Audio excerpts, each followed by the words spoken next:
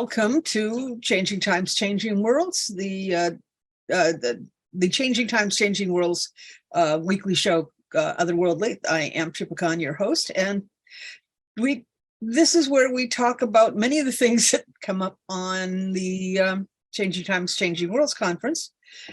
Gives us a chance to do it more often. Tonight, we're going to be it's going to be closer to a panel than a workshop. We're going to be talking more about money and magic. We talked about it a little bit before and I think we all pretty much agreed that yes, it's an energy exchange, and there's nothing wrong with having an energy exchange, giving money in exchange for time, value, whatever. But I have lived through several rounds at this point of people getting all hot and bothered by somebody exploiting somebody else. In the 90s, there was a big thing about, the older witches are exploiting the new members. I forget what, perhaps the Wiccans can remind me. There's, what do you call the new baby witches that are learning? Neophytes, usually. What? Neophytes? Neophytes, possibly. That sounds good to me. But they would sometimes they would go in and they go visit the elder, and first they would vacuum or wash dishes or something, and then they would sit down and study tarot or herbalism or whatever. And some people got really hot and bothered and said, "You're taking advantage." And, excuse me? Is it? Yeah. Well, what kind of energy exchange is it if the kids are getting these important lessons and they're not giving anything back? And it would be hard on it. I have used the example in Reiki. They teach that Usui, who apparently did a whole lot of healing right after the big earthquake in Kyoto, was it? 1922. Oh. Did a lot of Kyoto and Tokyo. And that was where it first in Tokyo. Basically, he did a whole lot of healings, and after several months, he noticed the same people were coming back and getting the same thing healed over and over. And he decided that this meant that you couldn't really receive or accept a healing that would be permanent if you didn't give something in exchange. Now, most of us these days are perfectly happy with the concept of pay it forward. Money. So you can, money is good. Money is, I think, a perfectly good energy exchange. But I think paying it forward can also, and I find it more effective, and you can please address this if you have noticed this too, that if you give them an assignment, if you say, "I would like you to do X the next time you get this prompt," that will make it easier for them to do it, and it won't be hanging over their head like, oh my gosh, have I done it yet? You give them something so that they know that they have actually done it. Because sometimes, and this is often when people don't have a lot of money, it is good to allow them to do something else. I like with healing to say, now go forth and teach somebody else. If I have just taught you that plantain will stop a bee sting or bug bite from hurting, go teach somebody else about that. And so, but basically, if you give them something specific, it helps. And as we discuss this potentially disturbing, because it's the reason I put it up tonight, subject, I'd like to look at facilitating positive ways of energy exchange instead of saying, "Oh yeah, I heard about that. That was horrible." Look at the ways we've come up with to make it possible to let people receive, because I do think that people have a difficulty in receiving if they aren't giving something back. It makes them nervous. uncomfortable, and they can't get it. They can't open to it as well. That is a constant thing with healing, is that you have to ask people, may I do this?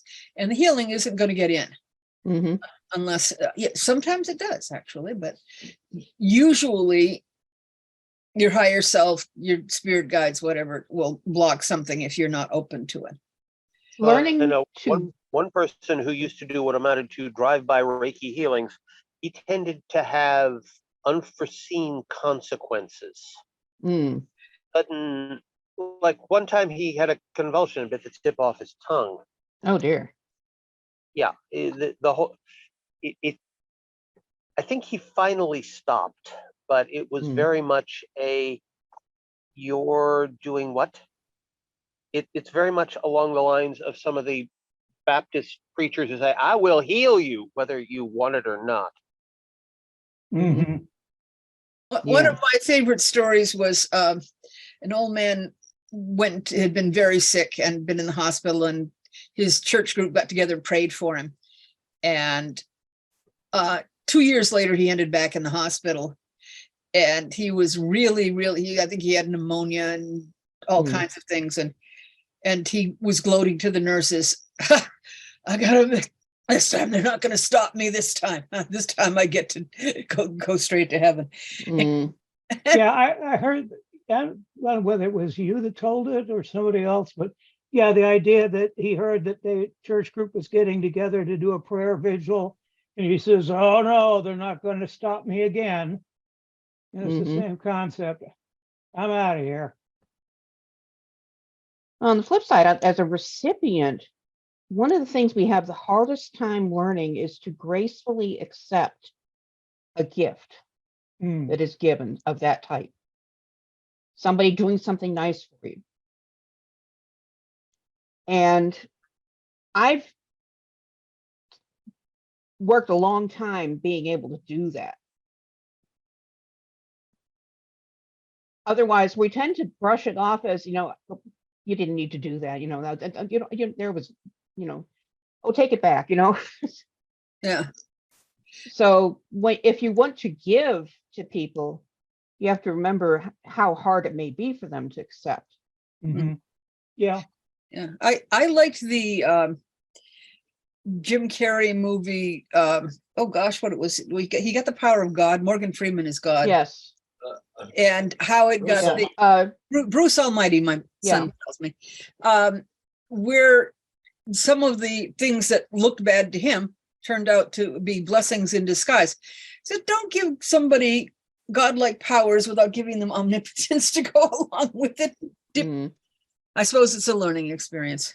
Well, it's just like asking for immortality without remembering to ask for unaging as a yeah. Oh yeah, but can you imagine if you get that? Like, I want to be forever young and then spend your whole life in puberty. Ooh. It sounds like it sounds like a good definition of hell to me. Angela points out that passing information on, when is that detrimental? But encouraging someone who is new to go forth and share the information is it is a pretty it's a little hard to screw it up unless they didn't get it right. Many of you, have you heard the thing that says that to learn something, first you must hear it, and then you must do it, and then you must teach it? That's the way to learn something. No, I haven't heard that one. Yeah, that's how you really learn something, is you have to actually go teach it at some point. It makes sense. I've just never heard the as it were, I used to do that with myself. I would explain my math homework to myself when I was in school. Yeah, and I think it makes perfect sense, because one of the best memory aids in all of creation for me is taking something and telling someone else about it, because you're adding another layer to it. And it's similar to the concept that it is one job to do a thing. It is another job to supervise others in the doing of that job. And it is yet a third job to teach people how to do that, which directly refutes that those who can do, those who can't teach. Those who can't teach, teach teachers. Which I thought those who can't teach administrate. Well, that sounds like a perfectly good variation, but no. So there are the different levels, but Yeah, but another way of saying pass it along would be to say, when you have something, you may not have enough money to pass on something, but when you do, even if it's 10 years down the road, then you can pass it on then. yeah. If you can't, I think that a exchange of when you're young and you can scoot down without hurting your knees, helping somebody whose knees do hurt is a great gift, which may not seem to cost you much. Well, I remember I had two examples. I did that a lot at Wegmans. I'm always the guy that gets stuff off the top shelf for people. Oh, and then when I need something off the bottom shelf, I can usually find somebody who can do it. But I remember one day I walked out and the wind was howling, and it picked up one of my fabric grocery bags and blew it. And I said I could chase it, but I'll be in Baldwinsville before I catch it. And all of a sudden I hear a voice behind me, a woman's voice saying, "Go get that man's bag." And this kid, about 6 years old, goes behind me on afterburner, catches up with the bag and brings it back. And I thanked him so much. Yeah. And his mother. So for me, this is something that if you have something you can give, it works best when you have something that you can share that doesn't cost a whole lot. One of the saddest articles I ever read in the Green Egg magazine was a farewell from a woman who wasn't going to be able to go to any more. She said, "That was my last festival. I can no longer camp. I require I can't sleep on the ground. I need a cot. I can't carry my own cooler chest and tent and and everything else." And she talked about how she had passed all these teenagers who were sitting and chatting, but she didn't feel comfortable asking them for help carrying her stuff. She didn't want them to start resenting older people. And so she was going to give up what was at that time the only group practice available. And I think we need to normalize the exchange. Yes.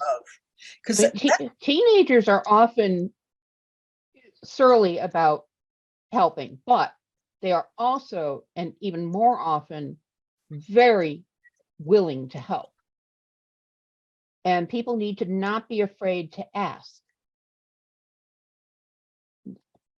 It's not like she was going to get beaten up at a campground for it or anything.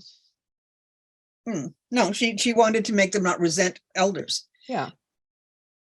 So, well, I think the way to do that, though, is simply imply the inverse of the when you offer help and it's declined, be graceful about it. If you ask for help and they don't give it, be graceful about it. Don't go on about kids these days. Yeah. Or my problem with it is, "Oh, could you do? Oh, I'm sorry, I didn't see your hands were full." Yeah. Yeah. True, Angela. Creating a situation, creating an expectation by the organizers. Angela says that, try and have staff, somebody who can help with that. Oh yeah. But if you're also, wondering in the community, just tell them. If you're wondering what the teens can do at an event, make them a squad that does the stuff. We went to an event, a pagan event, and we were trying to merchant, and the wind came up and blew our whole my. set all over the place. And all of a sudden, I hear a voice go, "Minions!" And these young people appeared out of nowhere. They were falling from the sky, and they scrambled around. That was they- a strong wind. Yeah. Yeah. Mhm. And they picked up our stuff and they helped us get resettled. Yeah. But they had this minion squad. And if But you that was their job. And it is wonderful. I personally feel that if you want to create a community, you make the people feel as though they are contributing, Mhm. and not generate was it, what were those things they do, participation awards? No, you Mm. give them something meaningful to do, something that really did help, and so they know that they are doing something useful. Like in the SCA, you go in the kitchen, volunteer in the kitchen, and you may be scrubbing pans, but at the same time, you're getting to chat with some of the really coolest people there. And you're hearing all behind the scenes stuff. oh yeah, But giving somebody something useful to do Mhm. can often be a gift in and of itself, to let them know that they are actually contributing in a real way. Yes. But many of us don't want to. Okay, I'm going to acknowledge it's America, and self-sufficiency is kind of an underlying thing that we all try to cultivate. Raise yourself by your bootstraps. Mhm. But yeah. excuse me, when you get old, either you have to have money to pay people to do something for you, or you have to have been nice Mhm. so that they want to. Or you have to have kids that can be Well, I'll talked into tell it. you, Well, you got to Um, be nice to the kids too. Yeah. if Yeah. you want, I think the one time I was adored by others more than any other time was an event we went to, and I volunteered to wash dishes. And I was so organized about it.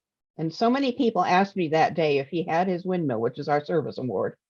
I remember it was Kate Trimble went thundering out first to ask that. Mhm. But yeah, I was able to keep things moving. I was able to engage other people to help and actually help them be useful. And But the that was chef, it. He's good at doing that. So he just went where it was good. yeah, I just headed right over there, and So yeah. I think it's important to give people those things. Another thing that I'm remembering in I don't think it's leadership, maybe it's organization. You got to listen. You got to ask them what they already know, so you don't try to be telling them what they already know. Right. I think that may have been one of the reasons I never got into Wicca, is because they was like, well, you have to serve a year and a day, and you have to learn all these things. I know all those things. That's too organized. Give them a chance to test out. If you in heathenry, the one of the kindreds, I would say, well, you spend your first year as a thrall. It's like, excuse me. No. I do Anglo-Saxon, not Norse, and we don't have thralls, and I am not going to be, because the same thing happened in the SCA. Oh, Yeah. I'll take you on as my apprentice, and you can wash my dishes. And then that will teach you what you need to know before you can get to be a peer. Excuse me? I've been queen. I don't need to wash your dishes to prove that I understand what service is about. But okay, backing up, but it's just you give them something real and something respectful. Find out what their strengths are, and teach them how to use them in a way that is useful.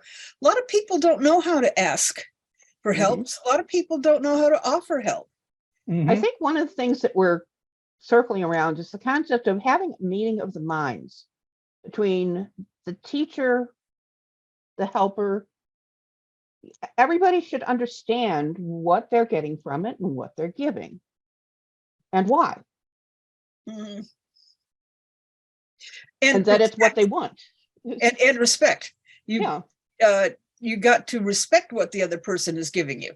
right. You're not asking somebody to scrub the floor because you want to demean them. You're asking them because you can't do it yourself. Mhm. Uh, Yeah. and things like that. It's a if you respect the other person for what they're doing, I'm thinking about the going back to the Usui and the Reiki. Is the do you respect the people that you're giving giving the healing to? Mhm.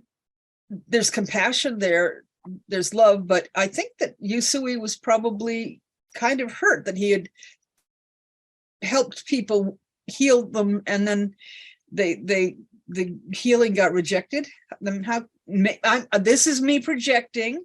It sounds like the You've been recipients fine didn't with respect it, but him. it would hurt my feelings if Yeah. I tried to heal somebody and they were like, no, it didn't work. It sounds like they didn't respect his healing and his skill. Mhm.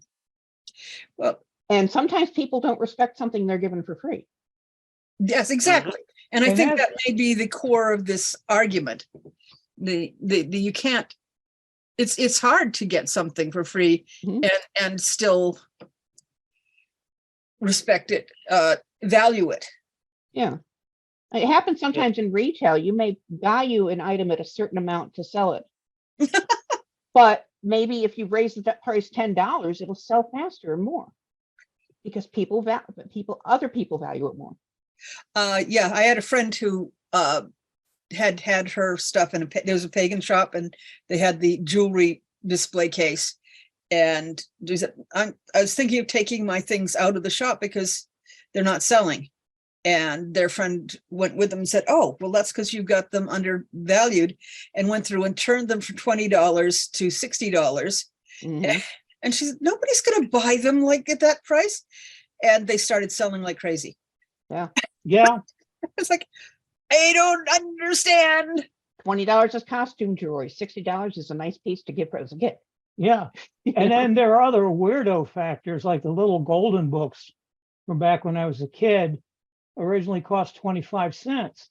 And they were selling, but not very well. So they raised the price to 29 cents. And suddenly they couldn't keep them in print. You know, I'm going to pop in and recommend a book I've got here. It's called The Spirit of Reiki. I'm not sure I want to try to get the cover up to where you can see it. Oh, we own that one. Yeah, Walter Lubeck, Frank Arjava Petter, and William Lee Rand. And I liked it because it got really deep into the worldly history of Reiki, because most of the interesting stuff happened after Usui with that woman in Hawaii, I believe it was, This is Takata. who claimed to be a spiritual heir. But I remember there was a distinct implication that one of the things that put him off right from the beginning was trying to help somebody heal their alcoholism. And they'd be fine for a while, then they'd fall off the wagon and come back. And however it was, he did come to, now he went overboard on it. And he said, well, Americans only value money. So that's why the cost to become a Reiki master suddenly became $10,000. Okay, good. And that led to renegade Reiki masters. Who was the Mhm. one that gave us our attunements? Yeah, because it was like, no, I'm not going to, That's not right. I'm not going to charge that. I'm not going to make the ability to heal something that you can't afford to do. Right. Having more of it is available in the world is a good thing. My Yes. cynical opinion is that the people most qualified to pay that price are probably the least qualified to learn the technique and use it correctly. Mm. I seem to remember our attunements costing about a total of about $1,200 spread over 4 attunements. Wow. Well, that's not as bad as some of the noise I've seen.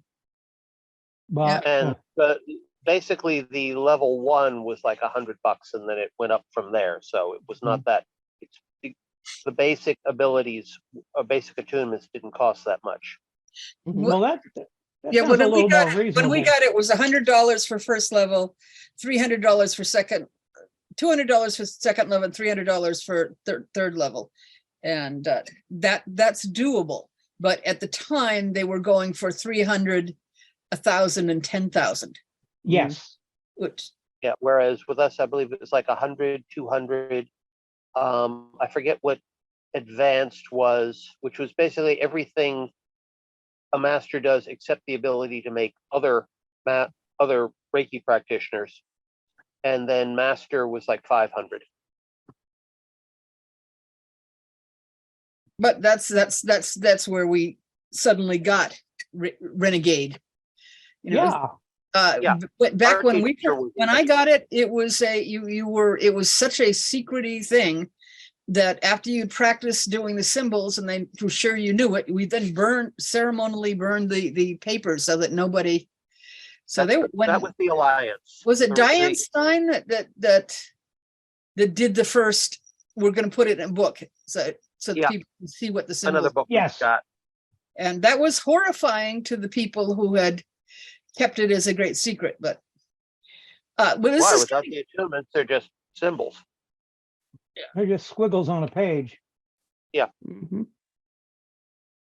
but that we're getting a little bit far off. But one of the things that I've seen in my notes is define your terms. What is exploiting? And so what? I guess that would be the energy exchange. I was asked once when we were asking for speakers, what do you pay your speakers? And we said, we don't. And they said, what kind of energy exchange is that? And yet another person that the same year, they said, and how much do we have to, how much are your booths? And I said, well, you can get the table, they're $100 a table or whatever it was. And they said, and how many do you have to get before you can speak? And it's like, you don't, the speakers are, we don't pay the speakers. So we're really sorry that we can't pay them, but certainly if you want to teach, we want you to teach. And they were like, oh, you're kidding. We don't have to give you $400 to be able to speak, to teach. It's like, no, that was just a alarming concept. But Yeah. clearly the two different people were coming from different places and had different past experience. They'd been trained differently. Yeah. And so the question is what your expectations are, what Mhm. what you think is fair, what do you feel is satisfying and respectful? And I'm going to throw that out there. Somebody say something. Well, I would say you talk about exploitation, and to me, it's pretty clear that exploitation involves a willing forcing of an energy exchange that is detrimental to the other party.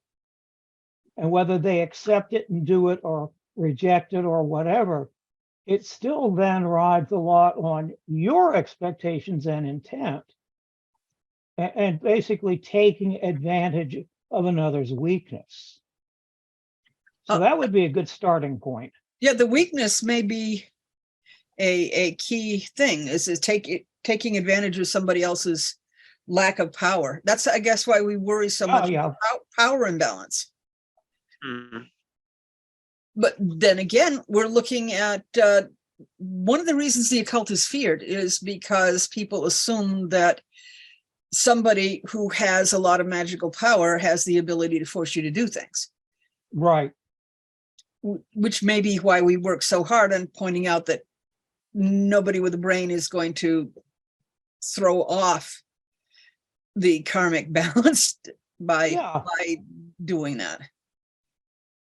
And somebody once taught me a concept related enough to count, which is that no sensible person ever tries to do a curse because the energy of curses always bounces back.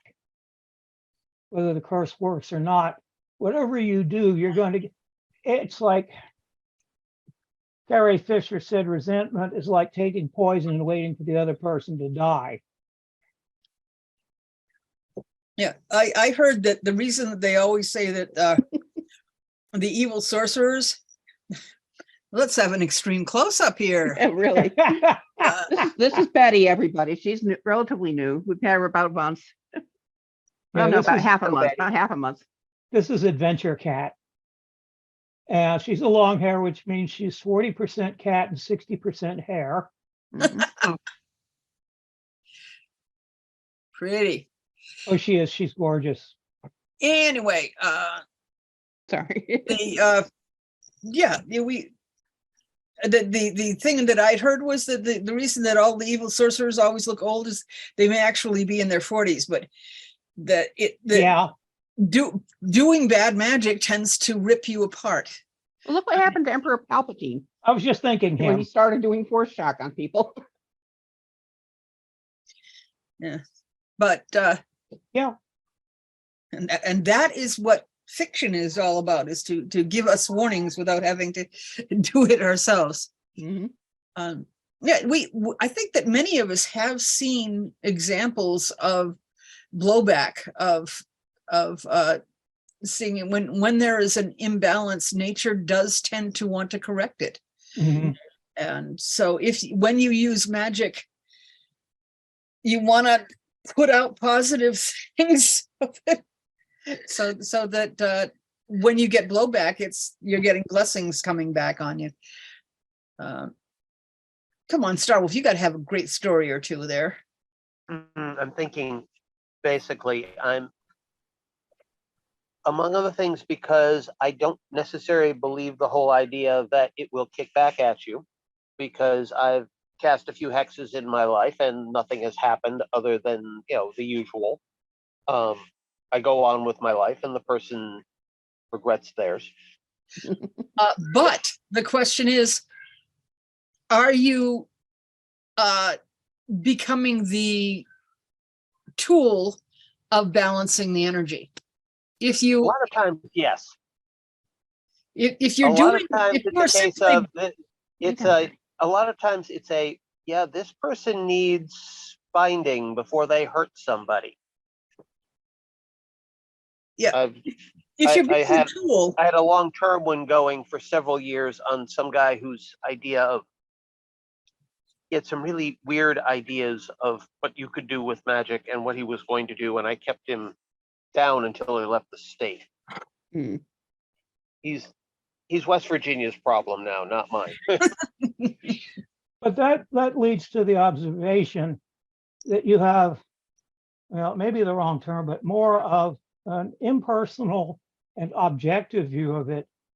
You're not doing it for yourself. You are doing it because you perceive an energy imbalance and a problem in the world. The people that, when I refer to somebody doing curses, it's usually out of sheer meanness. They're just trying to hurt the other person for the sake of hurting them. And that's you where have to piss me off a very, very high level before I start deciding to basically flash fry your forebrain. Hmm. Not that I can't, it's just, why bother? Mm, I would much rather sit back and watch the universe do it for me. yeah. yeah, I rather than curse, one of the things that I will do is I'll say, I know it's coming. Can I watch, please? Of course, I always have the ultimate curse right at my fingertips. May you receive what you truly deserve. Hmm. Oh, I don't want that. I think you frightened us all with that one. Yeah, that's the one, because that has absolutely no negative connotations on me. If good things happen, perfect. If Right. suddenly your brake lines fail on I-91 at 75 miles an hour, that's not my problem. No, but it might be the people around them's problem. That's why you got to be very careful with curses. But Well, that's the universe enforcing what you had in mind. And so you have to, if the universe decides that the brake lines are going to fail on an interstate at 75 miles an hour, there's obviously more to the thing than we knew about. yeah. Yeah. But I always remind people that there's always the question of being in the right place at the right time. And sometimes stuff happens, and what can you do? Sometimes you're in the wrong place. Sometimes you just stepped in it. Sometimes the rain falls on the wicked and the good equally. But it falls less on the well-prepared. You remember your umbrella. Yes. But we're trying. Anybody else have good ideas for facilitating positive energy exchanges because sometimes money isn't available. Humans invented money so that you could trade apples for gears. Mm-hmm. A lot of times I find the best way to keep an energy exchange equal is to be very upfront with my expectations as a teacher. Mm-hmm. Yeah. I expect you to do this, this, this, and this. I don't pull anything out of left field. Right. So that, you say, this is what I'm selling. I tell you I'm going to do this, and you're going to learn this, and you're going to be expected to do this and do that. Have a syllabus. Exact kind of. It's a case of I'm not going to tell you that you need to do this at the last minute and say, oh, by the way, this is about to happen. What? No. Not going to do that to somebody. Don't like it when it's done to me. Dislike doing it to others, with a few exceptions, and they tend to deserve it. No surprises. Yeah, exactly. Yeah, definitely. No bad surprises. Right. Oh, also there's I expect you to respect the teaching. If you're not going to do the frigging exercise, if you can't do the 15 minutes, yes, there will be days you don't have the 15 minutes to put into it, but if you cannot read one chapter a week of the book I'm telling you we're going to be working from, then no. If you can't devote like 3 hours a month for us to get together and do the meditations out of taking up the runes, then not interested. Which I consider being a reasonably, I'm trying to think of the word, a reasonably equitable expectation. Yeah. If you're going to ask somebody to put all the effort into organizing their information to make it easy to understand, do the homework. Do the exercises. You can't play an instrument, you can't sing, you get no matter anything that involves muscle memory, and that most means that sometimes there's some equivalent of muscle memory in energy movement. You gotta practice, and if the person doesn't respect it enough to practice, you have to have an escape clause. It's like, I'm sorry, if after 3 months you're clearly not working at it. Now, very few people. You finish. I can. Okay. Very few people are really good at something right away when they start learning. Oh yeah. And there are people who, I am one of those kids who was good at a lot of things right away when I started learning them. And I got that habit of, I don't need to practice. I don't need to do anything. I'm just going to be good. I'm not. So yeah, I've had to unlearn that. And I have to be willing to do it badly for a while. That's it. I've always said anything worth doing is worth doing badly at first. And as a perfectionist who always, it's emotional issues about not ever wanting to make anything that wasn't great. And that really gets in the way of learning things. It does. On the other hand, if I had a dime for every project I stripped down for parts after having done it, realized, nah, it's not quite right. Mm-hmm.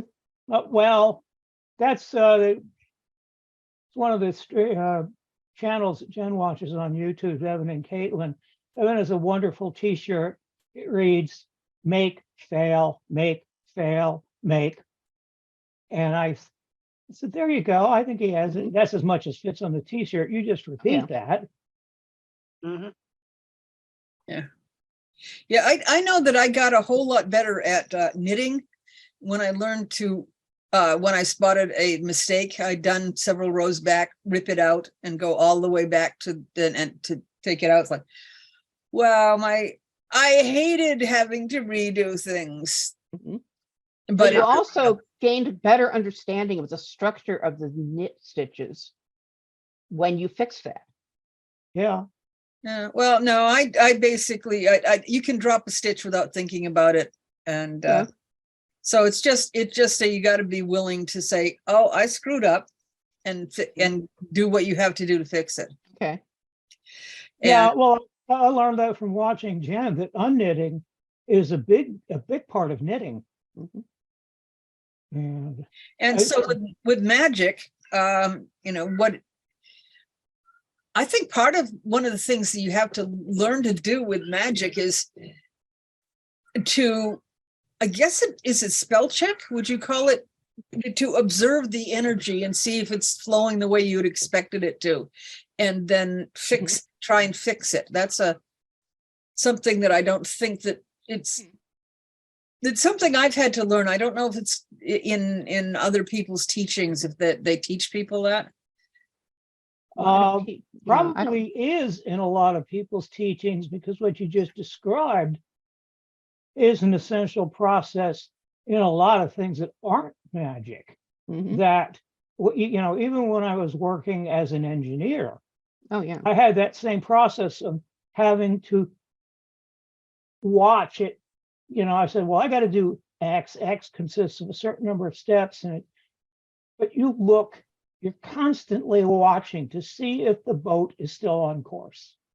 And certainly in Magick, where you're dealing with an intangible, it's a matter, does this feel right? Is this the result I was looking for? And this endless process check is native to some things like engineering. Mm-hmm.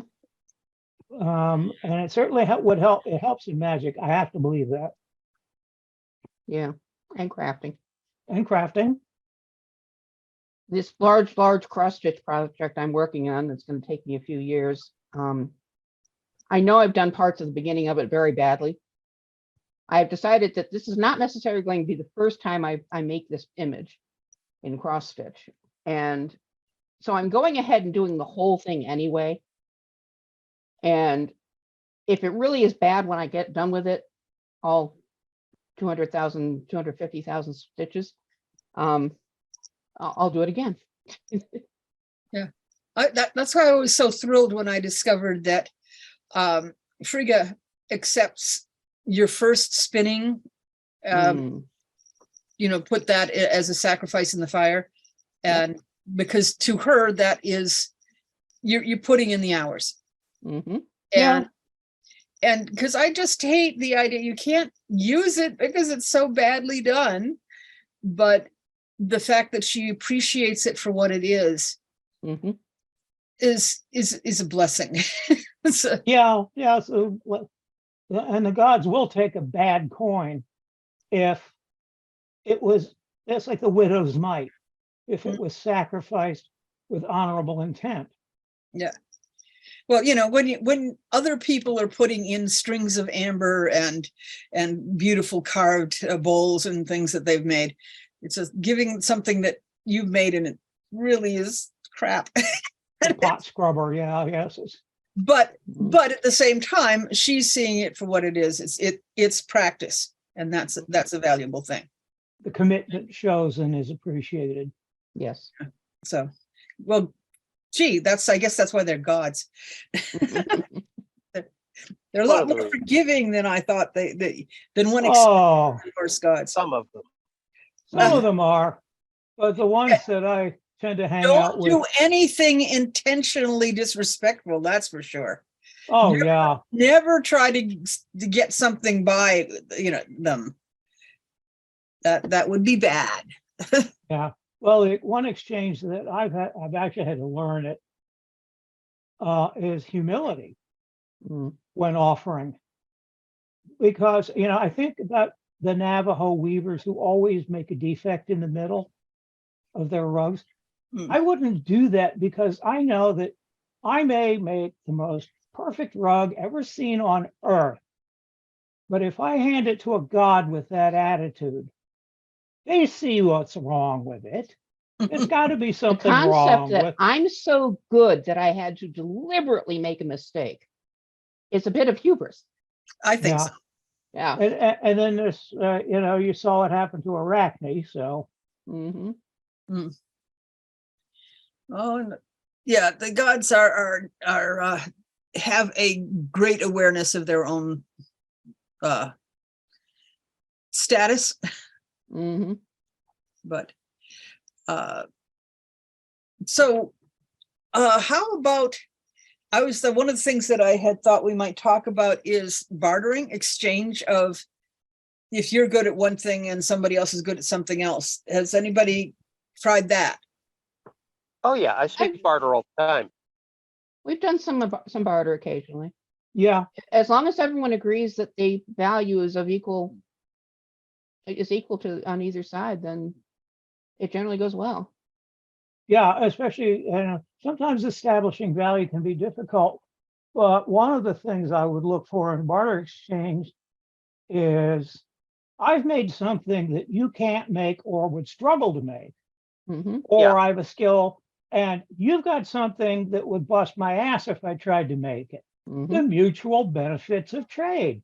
Mhm. So like lesson 1 in freshman economics. hmm And the idea, especially good, is if you offer up something that has a higher value to me than it does to you, you're ahead of the game. Mhm. hmm Yeah. That makes me think I should tell Suzanne that I'll let her make me some pistachio baklava in exchange for that wool, that yarn.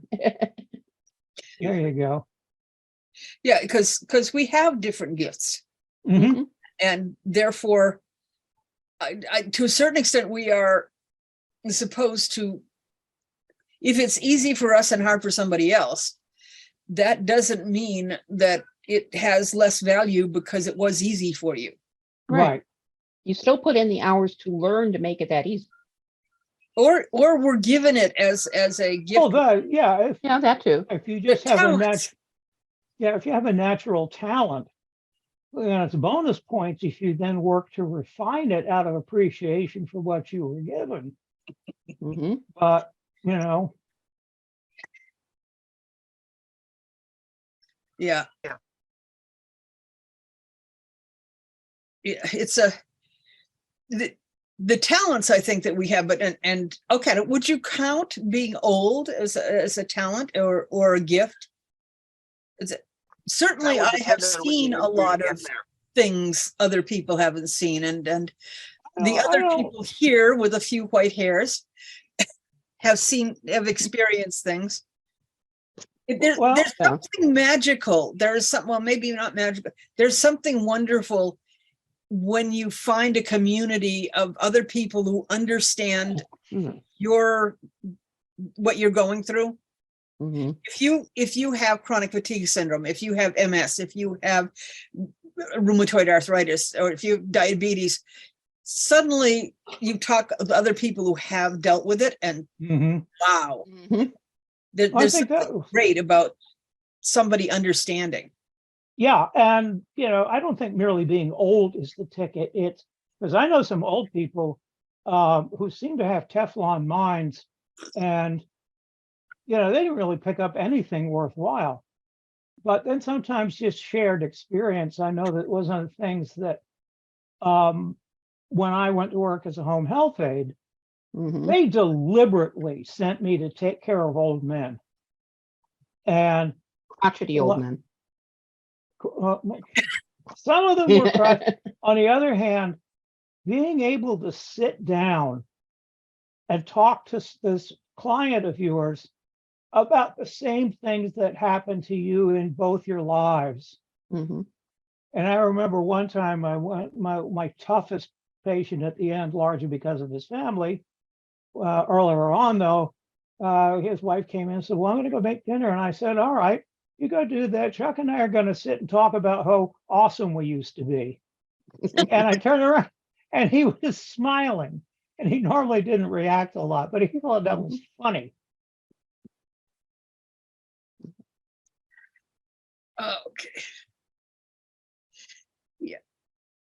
Yeah, I'm just saying, is there anything that people were hoping to hear when they tuned in tonight? Because I've twisted a little bit in my attempts to make it positive and we don't have to talk about times people screwed up. I think we may all have seen a few of those. But I think that many times, especially young people, I know that I was that kind of young person, love to embrace the indignation. Like, oh, this is wrong. This should be done. Yeah. And then when you find out more about it, you're like, oh, well, Yeah. it wasn't as bad as it looks like from the outside. So They like to know the rules and be able to enforce them themselves and tell other people this is what the rule is. Yeah. well, But yeah, the the one child we're taught things are supposed to be fair, and then we discover they aren't. And then they start laying the life isn't fair princess on you. Well, yeah, I'm looking at the chat there, and there's some good thoughts there. Yeah. Because at a certain level, well, I know that my childhood and teen years were very much like those of other people, which is they were dreadful. Mhm. And high school was the worst. I don't know anybody so filled with angst as your average high schooler, because they have no huge power yet.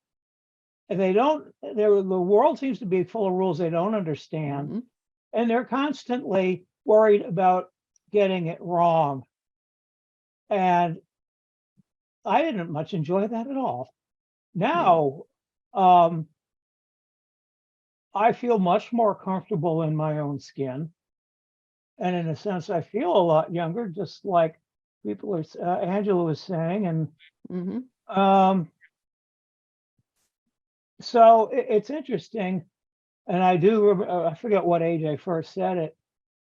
I said, I have reached that state of grace that a man achieves when he's old enough to not give a rat's ass what anybody thinks of him. Mhm. And there's a lot of it that's true. Yeah. Well, I think we also, the more you expand it from one group to another group, and you get it, when your bubble moves outward, you encounter other groups as you're part of the big Venn diagram. And in the other groups, the rules are different. And so you were secure because you knew what the rules were in your bubble. Right. And now you've gotten to a thing where you know exactly what was going on, and suddenly you don't.